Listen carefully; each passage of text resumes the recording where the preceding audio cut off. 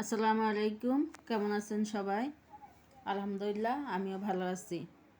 আমি কোহিনুর চলে আসলাম। আজ আমি রসুনের আচার তৈরি করব। সেজন্য এখানে রসুনের আচার তৈরি করতে যেসব উপকরণগুলো লাগবে সেগুলো এখানে এক এক করে সাজিয়ে রেখেছি। আমি রসুনের আচার বানানোর জন্য এখানে হাফ কেজির উপরে হবে রসুন ছিলে ধুয়ে পরিষ্কার করে পানি ঝরিয়ে নিয়েছি। চুলায় একটি প্যান বসিয়ে দিলাম। প্যানে 5-6টা শুকনো মরিচ দিয়ে দিয়েছি। মরিচগুলো একটু নেড়ে নেব। এরপর দিয়ে দেব 1 টেবিল চামচ ধনিয়া, দিয়ে দেব 1 টেবিল চামচ জিরা,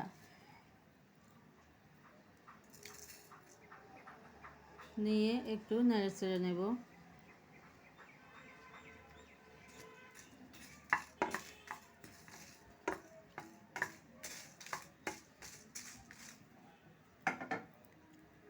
এরপর দিয়ে দেব 2 টেবিল চামচ পাঁচফোড়ন, দিয়ে এগুলোকে আমি একটু হালকাভাবে ভেজে নিয়ে শিলপাটায় গুঁড়ো করে নেব।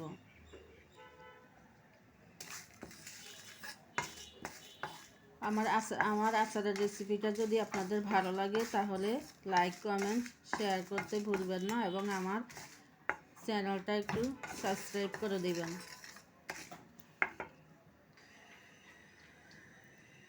চুলে একটি প্যান বসিয়ে দিচ্ছি। প্যানে দিয়ে দিলাম 200 গ্রাম সরিষার তেল।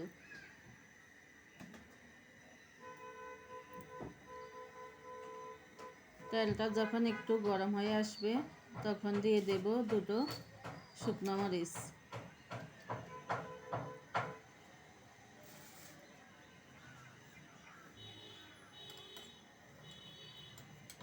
তারপর দিয়ে দেব 1 চা চামচ পাঁচফোড়ন, গোটা পাঁচফোড়ন। এই পাঁচফোড়নগুলো আমি গোটাই দিয়েছি কারণ এগুলো তেলে এমনিতে ভাজা হয়ে যাবে আর এগুলো দাঁতের নিচে পড়লে খেতে ভালো লাগবে। দিয়ে দিলাম 1 চা চামচ কালো জিরা, দিয়ে একটু নেড়ে চেড়ে নেব।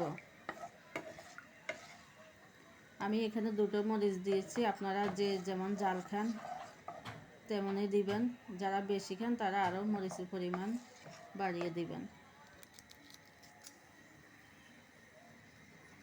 তারপর দিয়ে দেব 2টো তেজপাতা,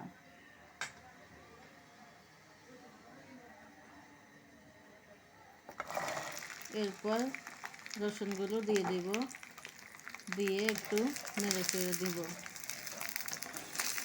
আসলে রসুনের আচারটা শরীরের জন্য খুবই ভালো। এটি রক্ত চলাচল বৃদ্ধি করে, হজম শক্তি বৃদ্ধি করে, রক্তচাপ কমাতে সাহায্য করে, খাবারের স্বাদ বৃদ্ধি করে, মুখে রুচি আনে এবং ঠান্ডাজনিত রোগ থেকে উপশম পাওয়া যায়। তারপর দিয়ে দিচ্ছি আধা চা চামচ রসুন বাটা, দিয়ে দিচ্ছি আধা চা চামচ জিরা আদা বাটা, দিয়ে আমি একটু নেড়ে চেড়ে নেব।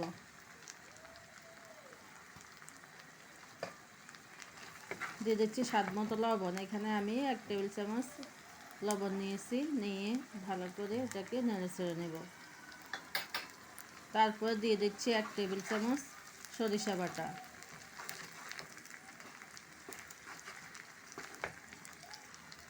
দিয়ে ভালো করে এটাকে মিশিয়ে নেব।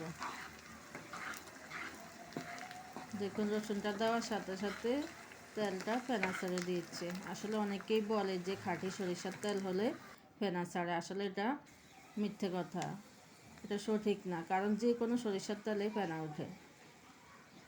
এ পর্যায়ে দিয়ে দেব 1 বাটি তেঁতুলের কাক। আমি তেঁতুলটা আধা ঘন্টা আগে ভিজিয়ে রেখেছি। এরপর এটাকে চটকিয়ে এটার থেকে তেঁতুলের কাকটা বের করে দিয়ে আমি সেঁকে নিয়েছি।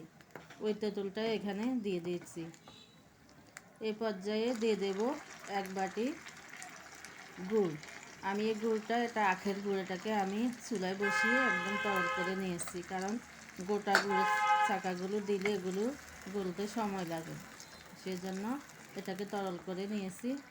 দেখুন গুড়টা দেওয়ার সাথে সাথে আচারের কালারটা কেমন সুন্দর লাগছে, রঙটা পরিবর্তন হয়ে গেছে। তারপরে সেই আচারের যে মশলাটা আমি ভেজে নিয়েছি এবং শিলপাটায় গুঁড়ো করে নিয়েছি, সেই মশলাটা পুরোটাই দিয়ে দেব।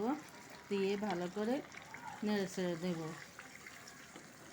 তারপর দিব সিরকা, কারণ আচার বানানোর জন্য সিরকা তো অবশ্যই লাগবে।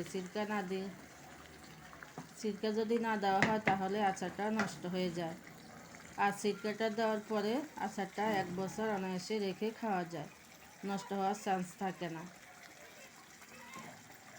দেখুন সিরকাটা দিয়ে দিচ্ছি আমি এখানে। আধা কাপ সিরকা দিয়েছি, দিয়ে ভালো করে নেড়ে চেড়ে দেব, নেড়ে চেড়ে নেব। এরপর আপনারা যখনই আচারটা খাবেন তখন একটা ভালো শুকনো চামচ দিয়ে আচারটা উঠাবেন এবং পরিষ্কার চামচ দিয়ে। আর যখন আচারটা মাঝে মধ্যে আচারটা রোদে দিবেন, যে জারে রাখবেন ওই জারের মুখটা খুলে একটু রোদে দিবেন, তাহলে আচারটা ভালো থাকবে। দেখুন আচারের কালারটা কত সুন্দর লাগছে। অনেকে রসুনটা ছিদ্র করে দেয়, আমি কিন্তু দেইনি। দেখুন আচারটা কি সুন্দর, রসুনটা তেল ছেড়ে দিয়েছে। আমি একটা প্লেটে উঠিয়ে নিয়েছি এবং একটা রসুন দেখিয়ে দিচ্ছি যে কেমন নরম হয়ে গেছে।